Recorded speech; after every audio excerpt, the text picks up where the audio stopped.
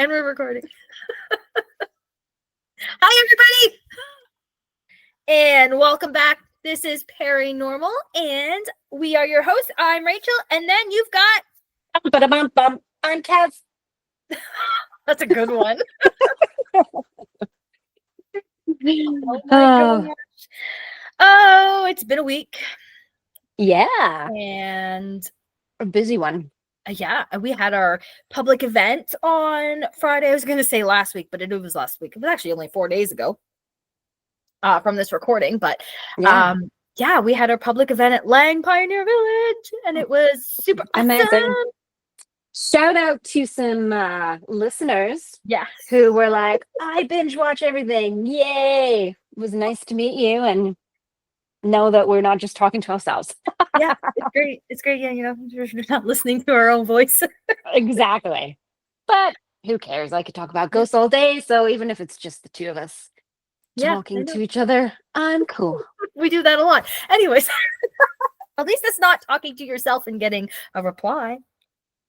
Well, sometimes we used to get the mysterious thumbs up. Remember that one? Out of nowhere? We haven't seen it in so long. I'm like, it's got to be an iPhone thing. It's got to be an iPhone thing. Well, obviously we're not getting it anymore. No. Yikes. Oh, well. Darn. Watch his little devil head poke up. Exactly. The middle finger. It's a good one, especially for today. Anyways. Yes. I almost had the same picture as you for the background. But then I was like, I think I thought you well, I was like, either you're gonna go with the Lee House or you're gonna go with the church. So I'm like, I'll just do it with this one. Even though it's like my least favorite one. But whatever. And it's June. So guess what happens in June, everybody? We have events at Kawartha Settlers Village, but they're sold out. Sorry. Womp womp. But we have more in July and August. So yeah. Yeah. And if I remember correctly, Settlers Village was like episode 8, 9. How do you remember? I don't even know what day we're on. When you were like, I didn't it was even 4 remember days we ago. had to do this tonight. Oh, well, at least I remembered that. I was like thinking, I was like, all right, I gotta make dinner and then I can relax and then maybe I have a bath and I gotta take my shot. And then I went, oh, the podcast. No, I was at work and my client, who is a lovely person, was like, let me book a whole bunch of things. And I'm like, shit. Because I had squeezed her in the first place, which I gotta stop doing. I need to block off my schedule. Yeah, you do. I don't keep squeezing people in and then I've got like 3 seconds to get home and it's a 45-minute drive. And you get stuck behind every freaking tractor. It's the season in farm country. Oh, my Lord. And they're scary looking. I followed one. It was like Final Destination with all the spiky things on the back. And have you ever seen like the big, huge ones? And you're like, can I fit under that? Yeah. That would have been great because I would have been like, through. But no, this was just a honk of chunk. People are like on the sidewalk on the other side of the road trying to get around it. Oh, I don't miss living out in the boonies for that. No. Speaking of boonies. Yeah. Today's topic is all about Scugog Shores Museum Village, which is in Port Perry or Scugog, on Scugog Island. So yeah, we get to talk about that. So we have done a lot of events there. We have done a bunch of investigations. It's definitely got some stuff. Definitely. Yeah. I mean, I've been both a public person and a part of the team because before I was even part of the team, this was one of the events I came to. And it was really good. And she liked us so much, she became part of the team. Exactly. I was like, wow, I think I could get along with these people. I need to be with these weirdos. Yeah. So there's like, it's not a huge pioneer village. Like when you think of like Langs or even Settlers Village, it's kind of a smaller one. And they do have a lot of buildings, a lot of replica buildings because they can't do a whole blacksmith and stuff like that. But nonetheless, very historic. So the property itself, how many do I have here? It's got 11 restored buildings, and it kind of depicts what daily life was like in the Scugog area from the mid to late 1800s. Now, Are when there we really go, 11 buildings? yeah, It 11 seems buildings. like there's like 3. I know. Well, I But know we there's do manage 5 to get because we into do 5. vibe, but yeah. So when we go, like all pioneer villages, we focus on the places and the buildings that have like the most activity or reported experiences. So for Scugog, that is the schoolhouse, the church, the Lee house, which is behind me, the log cabin, and then they have a giant barn that has some activity reported to it. So those are the ones that we focus on. And they're pretty much the main buildings there anyways. The rest of them are super tiny, small, and whatnot. So yeah, so I guess I got a lot. I didn't realize how many freaking notes I had on Oh, Scugog. Lord. It's a lot of shit. Holy I'll get comfy because whoa. Yeah. So really, first and foremost, let's just talk straight up. Scugog Island obviously was not for white people. Mm-hmm. It is native land. It's indigenous property. So yeah, so there's a lot of indigenous native history on the land, and the whole island. You know, the reserve is up there, all that kind of stuff, still very much active. And yeah, so there's tons of native history, and it's so amazing. However, white settlers did start to come in. As you know, here we are. We can't really change that now. But it says the first Mississauga families, so the native families, settled in Scugog in the 1700s. And then the first white settler was said to be a man by the name of Joseph Graxton, and he arrived in 1834. So you've got about 134 years before a white settler, a European, came over.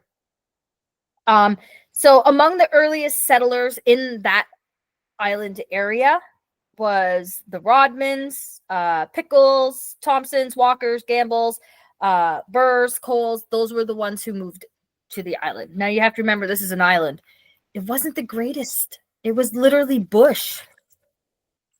It was literally bush. They literally had to bushwhack.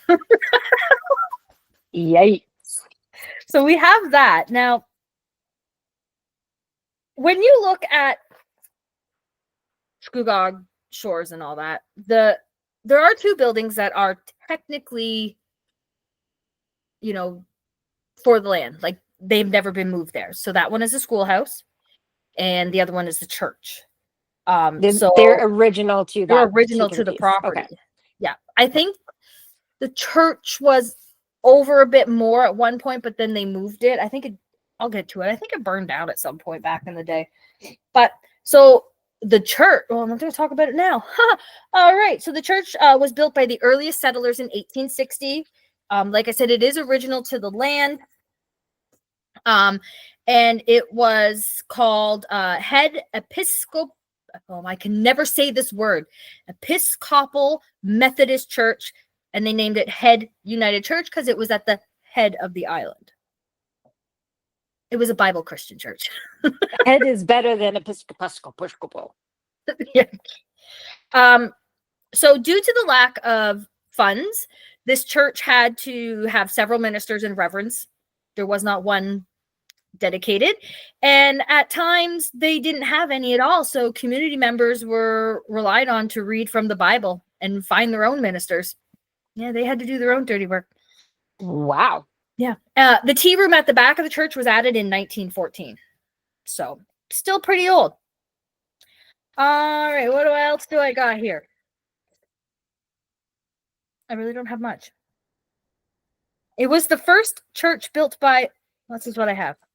Yeah, it was the first church built by the white people. All right. And it was dedicated, so it opened on Sunday, September 8th, 1861. And the whole building and the shed that came with it cost $677 to build. Ooh. Now Well, you can't even build a deck for that. no. It's a very beautiful building. It I mean, is. it's very plain, but it's a beautiful building. It is. And of course connected to the church is the cemetery. Mm-hmm. So Head Cemetery is there too, and that's where a lot of the first settlers are buried. And while there's not headstones per se anymore, because they're all up on the wall, there is at least 200 bodies or so in there. Yeah. That they know of. And they've identified who most of them are, but some of them I think are still a mystery. Why do you think they took all the headstones and put them all in that big plaque thing? From what I have been told is that those were the ones that were savable. A lot of the other ones, because of being where it is and the time frame, were just wooden crosses and stuff. And of course, those disintegrate over time, right? Because Mother Nature reclaims itself. So they only knew by church records who was buried, possibly where. I see. Yeah. So that's a lot of fun. Let's see, what else do I have? Anything else here? No. I just have a list of like everybody buried in the cemetery. I do have that full list. It's amazing. I do have that list. But yeah, so paranormal wise in that church. Uh-huh. I've never had anything really happen. Now, they say like so the front of the church, like the very front that faces the road, is a little room, and they describe that as, or call it as, the weeping room. And that is where, when funerals and memorials would occur, that is where the body would be laid and the family would go. They would be crying. So they aptly name it the weeping room. And it's said that you can still hear people weeping, so that residual energy of crying can still be heard. I haven't heard it. I haven't had any like truly like holy crap moments in there. I know Allison from the team has. She went up to the pulpit and was like preaching and calling out the reverend. And she managed to get a little follower who Nice. reprimanded her for a while. And then they kind of became friends. Well, that's good. I Yeah. can't say I have felt it's a little creepy. There was that creepy wheelchair thing in the weeping room. Do you remember that? No. That wasn't there last time. I don't have those pictures on my phone, or else that would be my background right now. But in the weeping room, there was like that old, you know, those old wicker chair, like it's like a wheelchair, but Yeah. it's like the old wooden ones that Mhm. just are just terrifying to begin with. There was one of those in that room. And it's just because it's creepy. There was Yeah. nothing I don't think really happened with it or anything. Same with the organ is creepy. But yeah, I don't overly get much. Sometimes I feel a little hostility, almost like I'm not dressed properly to be in there, that I'm being disrespectful. Mhm. I just get that feeling like they're kind of like, this is blasphemy that you're in here. And then when Bitch. last time we investigated, yeah, probably. Last time we investigated, Alice and I did double Estes, and I know there were swear words coming through my thing quite a bit. And some of the audience were a bit like, you need to be saying that in the church. I'm like, I'm repeating what's being said. I don't know who's speaking or whatever, but I know it was swearing quite a bit. So whoever that was, I don't know. But yeah, I don't think equipment really goes off for me in there. I don't know. So there's just a lot of, there's, depending on who's in there, there's a lot of heavy feeling, or there's a lot of what are you doing feelings. Like you're being Yeah. watched. You are definitely being watched in Yeah. that. Like I get that sort of very Christian woman, old school in there, just being like, what do you think you're doing? Like you're being very disrespectful being in here, not dressed right. Maybe Kathy and I should go in there together one day and just sit, and they'll be like, out, witches, out. I still would Burn like you to at the stake. know, like, how they know that we are of I don't know. I don't know. which variety. I guess when you're dead, you know everything.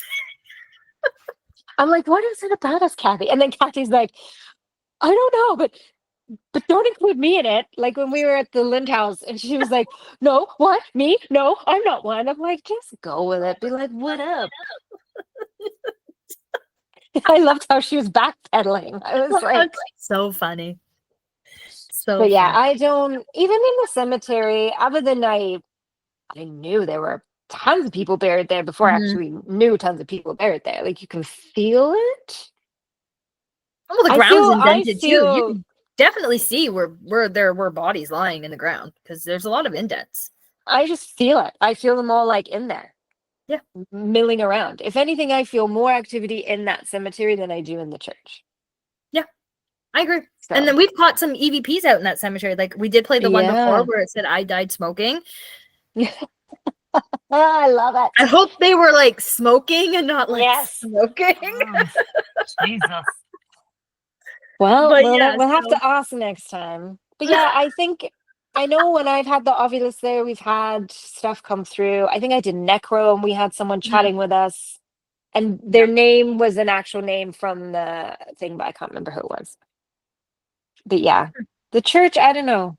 The church is just, it's a church, so you instantly have that feeling, you know, of like, oh, but I mean, I like it because it's church. I'm down with that. and they still do. You can have your wedding there. You can have like ceremonies, all that kind of stuff. So it's still very active.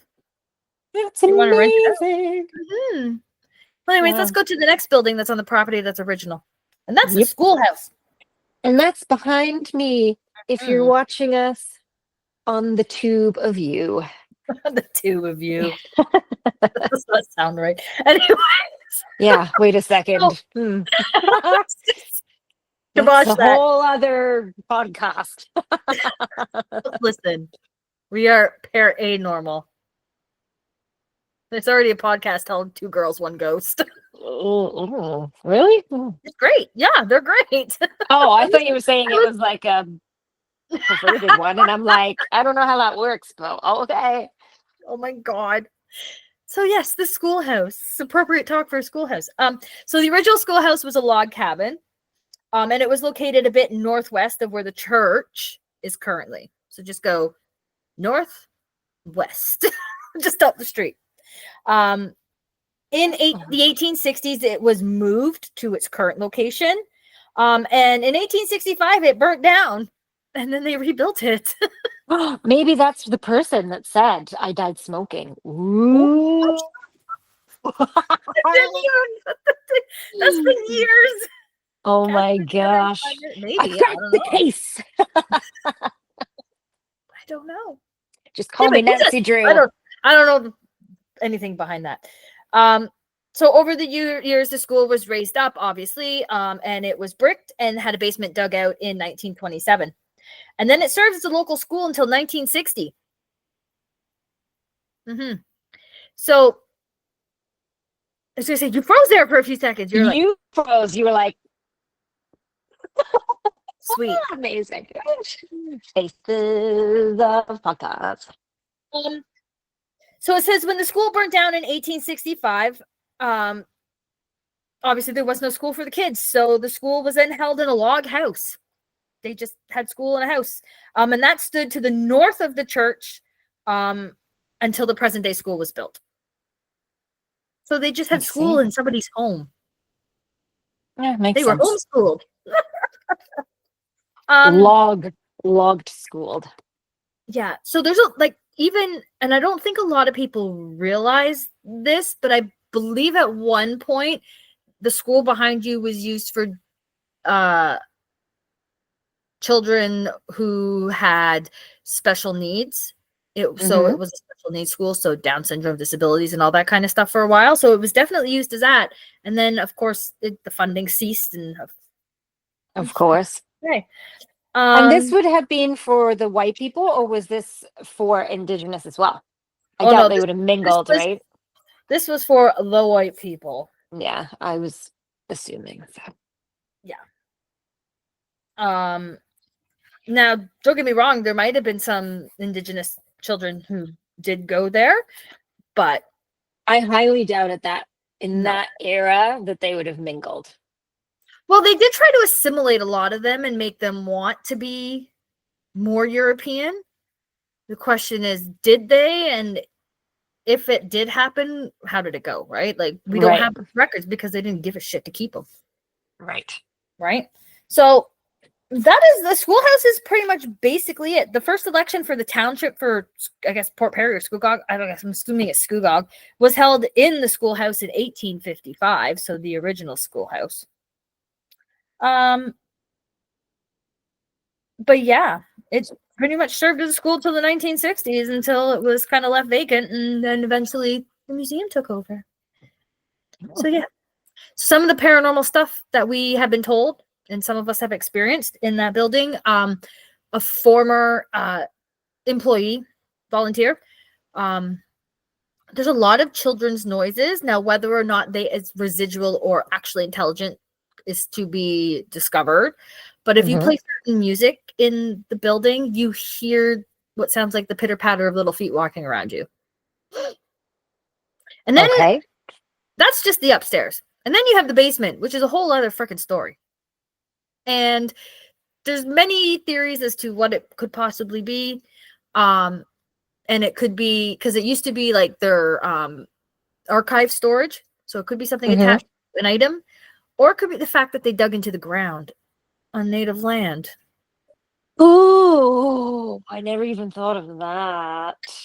So I say all the time, right? So, but the feeling in the basement, depending on who you are, either you don't experience it at all, or you don't like it. There's really no, right? Like, I've seen grown men push their girlfriends out of the way and run out of the building and leave them behind. I've seen it because they've heard something and they run. That whole building does nothing for me, really. The basement is a bit of a creep factor, but I don't know if it's just because it's so like condensed and everything's there. And then there's that weird little room in the back. The weird little room in the back that bothers me. It feels like something's in there. I don't think I've actually been in it, because last time, well, the only time I'd been down there was when we did a group investigation or public investigation, sorry. And I took my group down there, but we had a kind of a big group and it's not a big space. So the other people were in the back and I didn't really get to go in there. We had the bell go off a few times, I think. And then in the upstairs part, I think we had the cat bowl go off a few times in response to stuff, which was pretty impressive. And the bell, I think. But for the most part, like, people freak out, oh, the basement, do you in the basement? And then I went in the basement and was like, I've never experienced anything. No. Not for me, at least. Yeah. Now, one of the people in my group, he was a pretty, like, I think he was fairly, I won't say skeptic. He was like, I guess I believe, but I really want to like see something hardcore. You know, when you go down the stairs and you turn left and there's that first little room and then there's the door into the weird creepy part. But there's also another door on the right. I have no idea what's behind there. He was standing there and I don't know what happened, but he shot across the room and the look on his face. And he was just like, I just don't like being there. And his wife was like, what happened? And he was like, oh, I just don't like being there. Like, he wouldn't, I don't know what happened. He didn't disclose it, but something happened because he freaking. He was like, grown men. It's men, I swear. I don't know. Because I think they're all like kind of tough, whatever. And then something in the dark that they can't see does something. And they're like, look there. Whoa, whoa, whoa. And they're out of there. That's so funny. But yeah, definitely a creepy place. Yeah. And then next we'll talk about the barn. Now, the barn doesn't really have much history. It was originally located in Greenbank, which is the same place that the Lee House came from. It doesn't really have an exact history. All they know that it was like taken down board by board, and they just rebuilt it at the museum. Though there are stories. One story is that at its original location, it is said that they found tunnels running underneath the barn. And these tunnels were used apparently for rum runners during Prohibition and Temperance. Now, Greenbank was a very into the temperance movement, which is banning the sale of alcohol, like no alcohol. Alcohol is the devil. So yeah, no booze for you. So they think that maybe these tunnels might have been used for people who were smuggling booze. Now, there's also an unconfirmed report of a man being hanged or hung himself from the rafters when the barn was in its original location. But again, there's no 100% information to that story. It's literally just a rumor, right? What is it with Pioneer Barns and a man being hung from the rafters? All three places we go to, Scugog, Settlers, and Keene, there's some story of a man either being hung from the rafters or falling from the rafters. Are there just clumsy men back in the 1800s that just fall off the barn? Didn't evolve very well. They're still clumsy. But every single place has this weird. Now, having said that, the barn doesn't do too much for me in that place, but it's lined with those like old carriages and stuff, and they freak me. I remember being in that barn and hearing a growl, and the doors open, and you know me, I'm good with dead people, but I can't handle wild animals. I was terrified. It scared the bejesus out of me because I thought, we are in the middle of nowhere. There are coyotes out here. Oh my God. No. But I never found it. When we were in there last time, there was someone walking around because it sounded like they're walking on gravel and you could hear them walking down the side and then almost like they're dragging their hand along the side of the bar. And we're all like, that's creepy. So naturally, I'm like, someone's there. So I was voluntold to go out and look, thanks to all the men in the group. So I went out. I went the whole perimeter and there's no one. And there's nowhere to really hide because it's a field with buildings. But someone would have had to have like run really fast across the field to get behind another building, which I think I would have heard that. The branches to the tree. So if you look next time Rachel appears on the screen, the barn is like to the left of that building, right? Behind it. The barn? Yeah. Over and behind. And so the tree there has branches, but at that time that bush was not there and the branches were not like they were too tall to touch the side. So we were all a little freaking freaked out because it fully was someone walking. Fully someone walking and then dragging like their hand along the side of the barn. It was really weird. That is kind of creepy. And we were all like, that's not cool. Yeah. It kind of woke us all up because we were all kind of like, you know, when you're standing around and nothing's happening and I'm like, I don't know how to entertain these people. And then all of a sudden that happened. And I'm like, that has to be someone. And we went out and it was not. Yeah. And some of the reports from there, like from staff and all that, as they hear, they've seen like a group of gentlemen kind of standing around out of the front of the building, not in normal, like in period clothing. And then they vanish. They've heard what sounds like a group of men chatting, like talking, you know, on the side of the building, like where the little workshop is. They've heard that. And then they just, again, feelings of uneasiness in the barn, like, you know, it's barn, but I don't know. Yeah, it's weird. Like, again, all those carts and stuff or carriages or whatever you want to call them, they freak me out. And I always think, like, I always look up there and I always feel like someone's up there looking and they're peeking back out. Yeah. And even when I was just one of the public, and I had taken my son and he even said that he's like, I keep thinking like I see someone in those carriages. So I don't know if it's just that I'm sure there's a word for it where your mind's playing tricks on you because typically someone would be sitting in there, so you assume that. But that's the thing that creeps me out in that barn. I've had last time we did the thing, we had the necro, we had someone coming through, and then the cat ball was going off. It went off a few times. Mhm. But other than that, it was just that walkie roundy thingy by someone mysterious that made Living us or dead, all who knows? exactly. We were like, "Well," because either it was a ghost or it was one hell of a squirrel, and I don't want to face either of those things. Listen, the squirrels in my neighborhood are savages. Ah, All right. yeah. Next on the list that we'd like to go to is the log cabin. Now, what they know about this one, again, is like the barn. They don't really have much information. It was built in 1845, and it was originally located on Concession 9, Lot 3 in Janetville. So that's up by Lindsay. Oh. So it's really not even Durham. No, it's not that far. It's like it's yeah. kind of up the 7 there. Yeah, it's up 7. It's like in between, I would say. Yeah. Port Perry and Lindsay. Yep.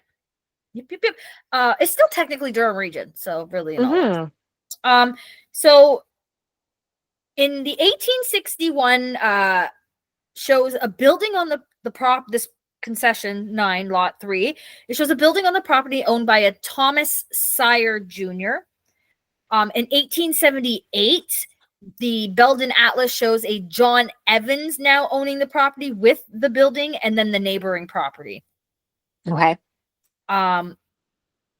This log cabin was moved to the museum in the early 1970s, and it was donated by a local family who had purchased the property, and it was on there, so they wanted to give it to the museum. So they really don't know exactly who the owners were. Like, they don't have any history, right? So I was only able to find those two by looking at the old maps. But yeah, we have no idea. There's like literally not much. So, yeah, it literally is. There's like nothing. But it's freaky as all heck in that place. Yeah. That was a good one. That cabin has stories. And it's different every time. So the first time that we like investigated it, this was like one of Ryan's first investigations with the Paranormal Seekers. Mm-hmm. And we all walked in, and it's pretty much a one-room log cabin, except it does have an upstairs. So we're on the main floor, and we're all like spread out like into the corners, and we're just investigating. We got the ghost box on, we're like scanning, like we're asking questions, and then the next thing you know, and I look up, and we're all like together in the middle of the room, and we didn't think anything of it at the time, but then the medium that was with us heard a noise, and then somebody heard a noise, and it was a scary noise, and they all ran out of the house. And they like me. They sacrificed me and another investigator at the time. We were like in there, like, well, what just happened? And they're all outside. And this is where Ryan and Allison ran out. Medium ran out. Ryan ran out, and they ran right through the garden, just right through. Just like the veggie garden. Whoops. Luckily, it was in like early, like April, May, so nothing was really growing. I don't think. At least So what was the sound? Like, what was the scary sound? I don't know. It was like kind of like a floor creak growl. Like the floor went bang and there was a growl. So I don't know what it was. And it was not captured at all on anything. So, but yeah, that's what the noise was. Maybe ask Ryan. He might be able to describe it more better because he just took off like I've never seen anybody run. Again, a man running out of a haunted building. Leaving the women behind.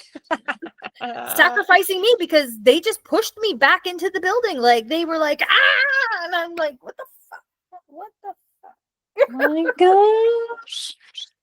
Well, I know. So the first time I was in that building was with the public.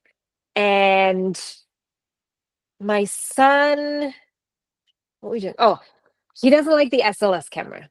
He doesn't like looking at the stick figures for some reason. And he was a bit younger than he is now. By a few years. Hey, Actually, there was no age limit at that time. There's one now, but there was no age limit at the time that I took him. But he's cool. But anyways, here's the like the SLS camera. So there was the two team members, and someone had the SLS camera, and they were just scanning. So I said to my son, "Well, if you don't want to see anything, just go stand over there." So he's standing kind of in the corner by the window, and then the person who had the SLS camera was like, "Oh, don't move." And there was this little stick figure standing next to my son. And then it kind of looked like it went to hold his hand. Like, ha, ha, ha, you don't want to see the thing that's on. And he's like this. But it was really cute because it was like a little child. And she gravitated to the other child that was there.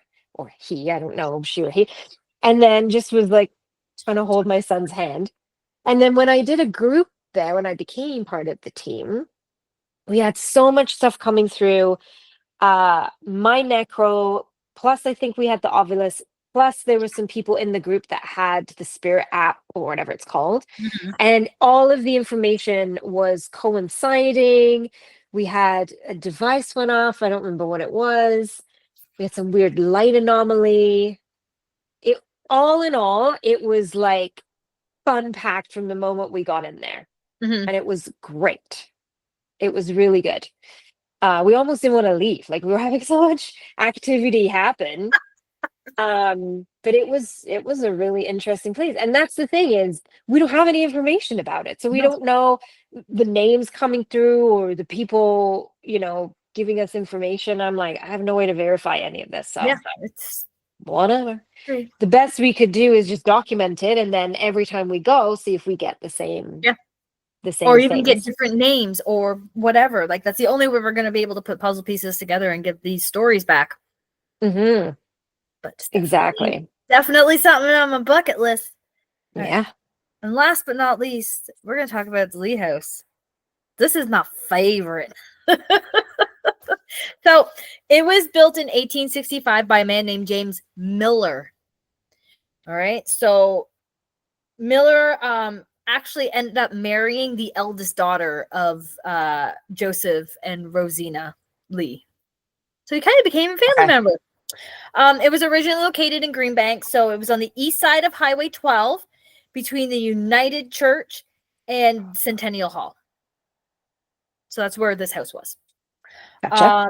The last of the family to live in the house was Ernest Lee and his wife Stella, and he was the grandson of Joseph and Rosina. So he was the son of their son George. And they lived in the house until 1956.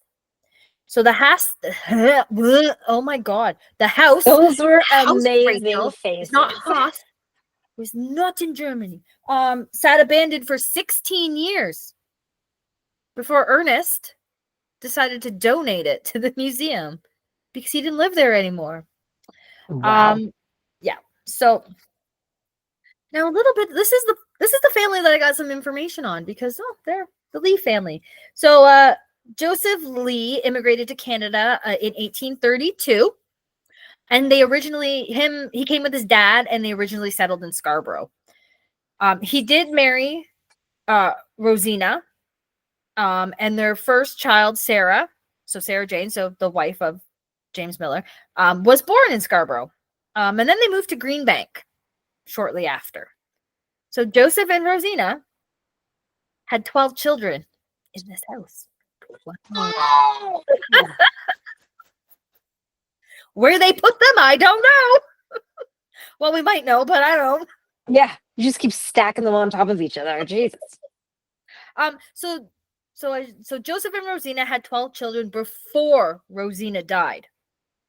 Well, yeah. How would he have any more if she died? But then he remarried to a Mary Jane Markham. I see. And they had one more child, so now there's 13. Lucky number 13. Oh, yes. Did they live in the house? Yeah. Mary. Okay. Okay.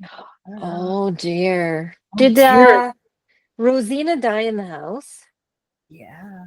Oh, everybody boy. died in the house back then. Yes. True.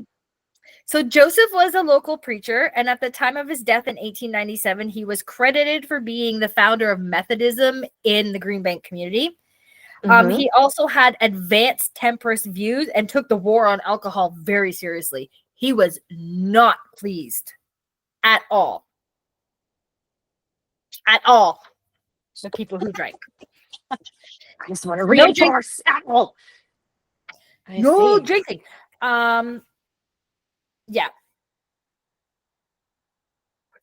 Where the fuck is my list?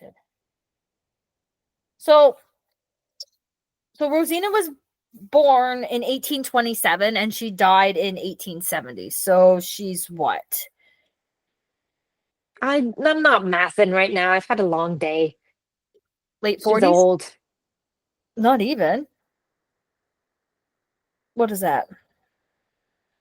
I don't know. I don't remember when you said she was born. 43? She's 43 years old when she died? Sorry, I'm trying to do mental math by just looking at the numbers and adding in my head because I can do that. I may be blind, but I can retract my statement where I said she was old if she died younger than I am. When you are 50 in the 1800s, you're old. This is true. But yeah. Very true. So she was under 50, right? When she died.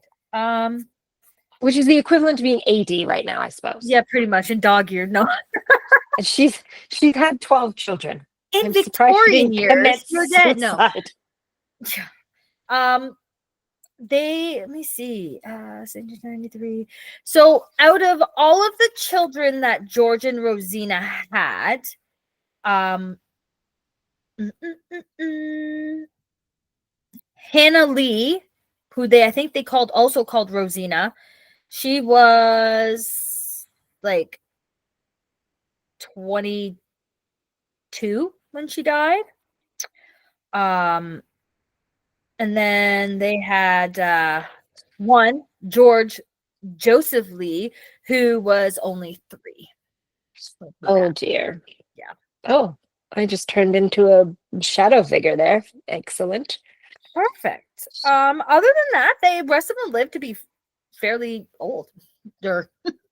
Yes. Refrain from saying old. And did Hannah / Rosina and Joseph die in the house? The boy obviously did because 3, but do you think she was still living there at 22? No, she married somebody whose last name is Hall. What a surprise. Oh. I wonder if they're related. I was just going to say. Although Hall was not, I don't know that that's her name, is it? So maybe his family. That'd be her first. Yeah. But yeah, so. It's interesting. Yeah, so they would have died in the house. There are no ands, ifs, or buts. Again, because everybody died in the house. Unless you died in the field, you're dying in your house. Yeah. There were no real hospitals back then, right? So. I have to say, even though I realize it is a photograph behind you, I am sure there are people standing in that window. This one? That one, but even the other one, sometimes, that one for sure, it looks like there's actually someone there. And then every now and again you move and something weird happens in the garden there next to you, like a little white thing keeps popping up, which is just your background being weird, but it's just funny that a little face keeps showing up. Probably my pillow. Not pillow. No, it's on the other side. It's on the other side. Well, it's the same pillow. It's just long. It's a haunted house pillow with bats. Perfect. Anyway, so tell the people all about the great Lee house. This is Rosina, everybody. AKA Mrs. Lee. This is Mrs. Lee. I'm sure she's a wonderful lady, but listen, my theory and my feeling is she'd be the type that would beat you with a broom if you failed to do what you were supposed to do. Yeah. I think even in death, she does that. I think she ruled that house with an iron fist. And guess what, guys? She still does. And guess what? Her favorite thing to do is kick men out of her house. Yeah. Yep. She doesn't like the boys. So our first time there, and this is really funny because we were told that she likes to lock the doors on people and not let them in. So we're like, okay, whatever. There's 2 doors to this house. Back door, front door. You can walk straight through. Not a problem. So we investigated the house, we did our walkthrough and all that, and we come back to it, and the door is locked. Whoa. How is the door locked? We didn't lock it. You need a key or lock it from the inside. Nobody's in the house, and we didn't have no key.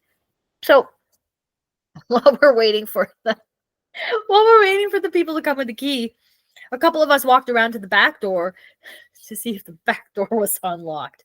Well, of course, we don't see at the front, right? Because you can't see. Right. And as they unlock the front door and our first investigator walks in the house, it's Jay, jiggles the door handle on the back door to see if it was open. And I've never heard any people scream as loud as I did that night. And again, a man ran out of that house terrified. Oh my gosh. I'm starting to see a trend here with Scugog. Yeah. Because I think a man has ran out of almost every single building except that church. That's hilarious. But just an observation. Interesting. But we've had lots and lots of interesting communication in that house. We've had the REM pod go off in the front bedroom, the master bedroom, the comings and goings room, as it's called. And it was like on command, like us asking questions and it lighting up to let us know and all that kind of stuff. So I think Rosina is still there. So the first Mrs. Lee, and then I also think that the second Mrs. Lee is there as well. And I don't think they're happy with each other. Probably not. No. I can't even imagine the first Mrs. Lee, Rosina, allowing the other woman any peace for any minute with her being there alive. Mm-hmm. No. Yeah. She's a force to be reckoned with. Definitely. Yes. I definitely would say that. Yeah. I've heard that if anyone dares not call her Miss Lee, if you get her name wrong, because it's not Rosina or Rosanna, it's Rosina, and if you say it wrong, she gets pissed. But I know last time I was there, we had REM pod and the cat ball. Mm-hmm. And quite literally, I'm pretty sure I posted this on one of our social media things. If not, I'll have to do it because it was phenomenal. Mm-hmm. We were asking questions. Nothing really was really happening. And then I asked a question and I said, blah, blah, blah, please. And the REM pod went off. and we were all like, ha, ha, ha. And I was like, oh, I'm sorry. Did you want me to use my manners? And the REM pod went off. And we were like, what? Like, oh my gosh. So then if we would ask a question, we'd hesitate and then we'd say, please, and it would go off. And at the very end, so after we'd done all this and it kind of the night we had to move on, I said, can you one last time turn on the REM pod? Nothing. And so then as a group, we all went, please, and the REM pod went off. It was phenomenal. And I was like, I can't even make this up. Like, yeah, it's so, I can understand being a public person, not knowing the team, not knowing the group, that they might be like, maybe this is fake. But being who we are and knowing that none of this is BS and that we don't fake anything, it's outstanding. Outstanding. So the Lee house, depending on who you talk to, some of us really enjoy being in there and interacting and communicating, and some of us can't stand it and think it's absolutely terrifying. Like, maybe it's a man thing because Ryan doesn't like the Lee house. Like, he's very cautious of being in there, right? Like, he just does not feel welcome. Then maybe that's a Mrs. Lee thing. I don't know. Oh, interesting. What does Jay think? I'd ask him. I'd yell at him now and ask him, but I think he's got his headphones on. But isn't that the place where you got that phenomenal yes? Mm-hmm. And that was with a different investigator, though. But we do have that EVP with that very clear woman going, yes. Oh my God, that was so loud. To the point we also have one that with a man that's like, no. Wow. Mm-hmm. That's Mr. Lee being like, no! The two Mrs. Lees have come for him. They're fighting now! I would love to do a private investigation there because obviously I've not really done that, but there's a basement in there too, or cold cellar maybe. Well, it's more because like you showed that you were the person on the public thing and you were like, I can show you if you want. And I'm pretty sure you lifted it up, or maybe you didn't, but you made reference to it. Yeah, it's literally just a hole in the ground. That's it. There's nothing. There's a furnace down there, I believe, because they have to keep the house at a certain. Yeah. Oh, I see. Yeah. Right. So is that like an off? Just that's not original. I don't think there ever was a basement. There might have been. There might have been like a cold cellar like thing, because when you died, if you died in the winter, it was too cold to dig you, put you in the ground. So they usually kept you in the basement. You didn't know that, did you? Nope. Really? I mean, you learn something new every day with Rachel. But yeah, just in the winter up here, or here, I don't know where, everywhere, I guess. I don't know if it's too cold to dig into the ground. Obviously, you can't dig into frozen ground. Where did you store the bodies if they died in the winter? In your freaking basement, in the cold cellar, because it was cold. And then in the summer, in the spring, when it thawed, you dug a hole and put them in. Yeah, literally. Mm-hmm. The more you know. Yeah, exactly.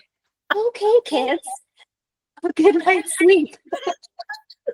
Listen, I am full of weird, wonderful facts. Don't ask me. Don't ask. I hit a few exciting things when we did the Langs thing. I'm like, did you know? Blah, blah, blah, blah, blah. And that's why now it's called a living room. And people are like, woo! I'm like, that's right. Fun and educational. I'm doing a service here.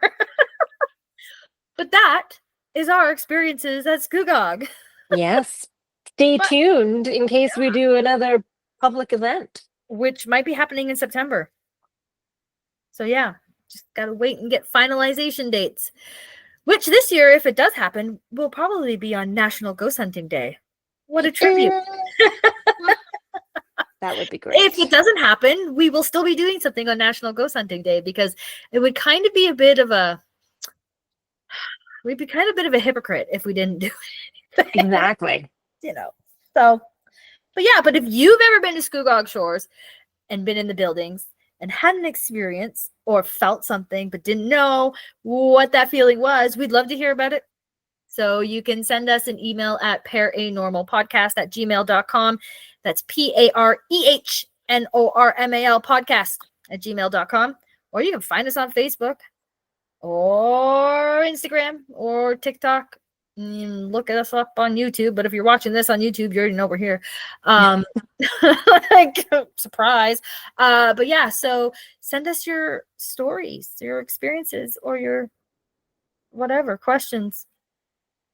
Word. And if you're a dude that's run out of one of those buildings, we'd like to know too, because now I'm creating I'm gonna create a pie chart. Amazing. Men run out of the buildings. But yeah. And then what is next week's episode? Ghost towns. Oh yeah. Ghost towns. Creepy little places. I got some good ones. I found some good ones. I have not. Oh. Okay. It's 1 week at a time, 1 week at a time. This is what happens when you get bored at work. Didn't say that too loud. Don't have the time to do that between my jobs and my jobs. Listen, nobody comes in until 10 o'clock. I got a whole 2 hours in the morning. Beautiful. I know. But yeah, that's it. Secrets. No.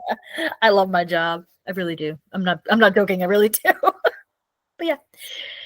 Anyways, guys, have a great week. Toodaloo. We will be back next week with another round of weird, crazy things with Kaz and Rachel. Yeah. Bye. I need to go to bed. Bye, everybody. Bye.